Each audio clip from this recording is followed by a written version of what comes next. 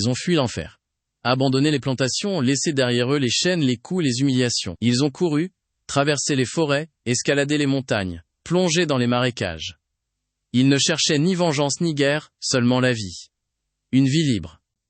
Leur nom est peu connu, mais leur courage est immense. Ce sont les Marrons, ces esclaves en fuite qui, contre toute attente, ont réussi à bâtir des communautés libres dans les marges de l'empire colonial.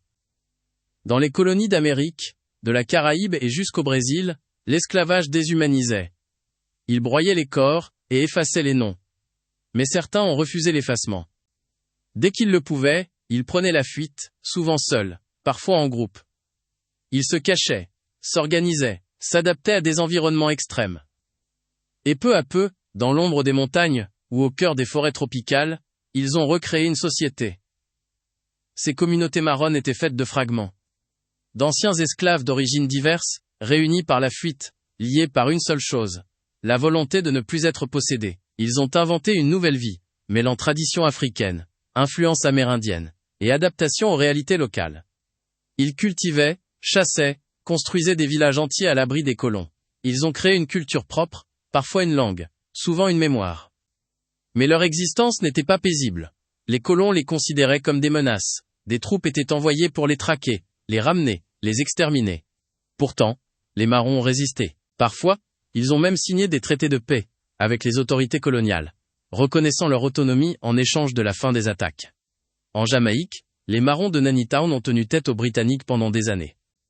Au Suriname, les Saramacas ont édifié une société marronne complexe, encore vivante aujourd'hui. En Haïti, ces hommes et ces femmes ont été l'un des moteurs de la révolution qui aboutira à la première république noire libre de l'histoire. Partout, leur lutte a été une affirmation d'humanité. Car fuir l'esclavage n'était pas seulement un acte de survie.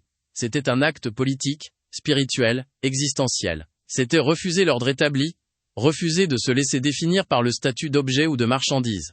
Les Marrons ont laissé une trace, parfois discrète, parfois majestueuse.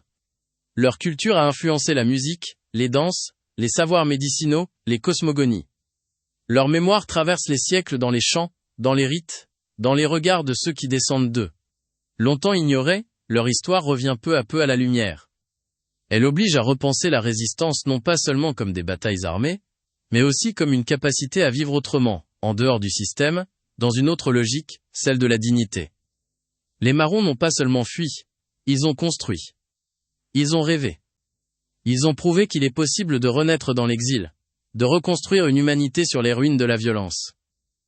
Leur histoire est celle de la résilience, de l'autonomie, de la mémoire. Une histoire qui ne demande ni pitié ni oubli. Une histoire à transmettre.